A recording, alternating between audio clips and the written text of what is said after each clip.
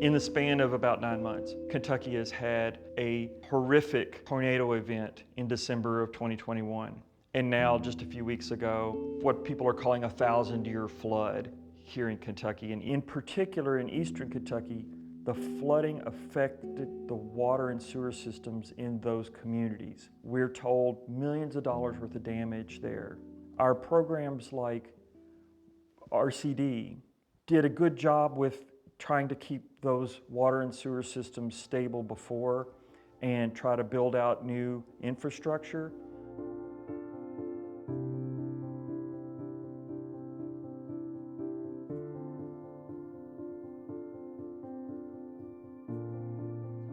guy that lived in the house across the street that all of his yard was gone. Kim and her team meet with community leaders, community organizations to understand the needs on the ground, and then they look at the wide range of support that's out there, the primary of which is the RCD funding.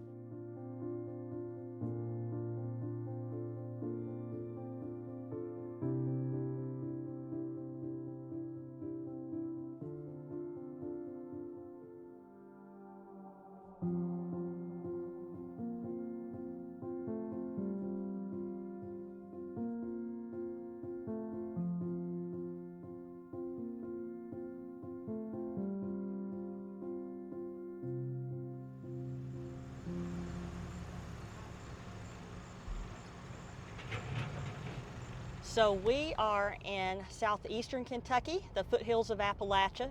We're in Letcher County, and we are going to the city of Fleming Neon, which was absolutely the hardest hit. The median household income of the level fluctuates, but it's always around $20,000. I'm going to see Susie Polis, who is the mayor of Fleming Neon.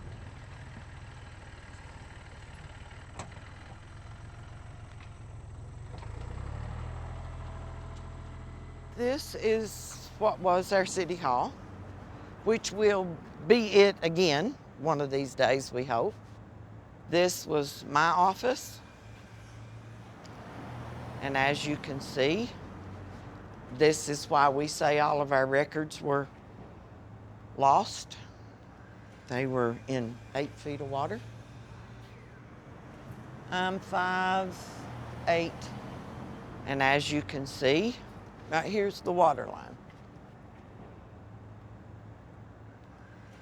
And we're in the process of taking all this out, all the ceiling tiles, and hopefully one of these days we'll get back into this building if we get the funding for it. So Susie, I know that throughout the years, you and I have done a lot of work for not only your city, but for the several communities outside your city. Yes, ma'am. You had already provided them with drinking water. We spent a decade providing sewer service. And that was challenging enough to get a rate that was affordable for your residents and for the communities outside of your city. It was just difficult. And we were struggling to meet those debt service needs before the flood. Yes. And now that the floods come, we're struggling all over again, trying to find assistance both personally for your residents and for the city. Right. The OCS funds have allowed us to provide services to those individuals that are unincorporated that no other funding agency would have allowed us to do. And I'm very grateful to that.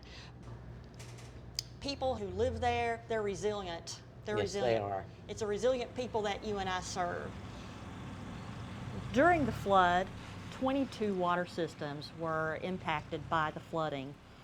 Parts of it completely wiped out. Pipe in the ground completely gone.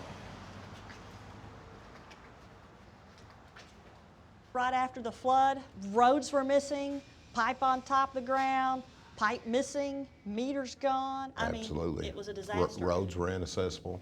This area right through here is Fleming Neon. It actually just decimated the whole area. And we do sell Neon a certain amount of water from the other end that comes from Knott County. This area and Highway 7 South was probably the worst. So had Fleming Neon not had that emergency funding with you, they still wouldn't be able to provide their customers with water. But look at the progress we've made. How many customers are without water at this moment in time? 0. So all the customers have been restored at this point.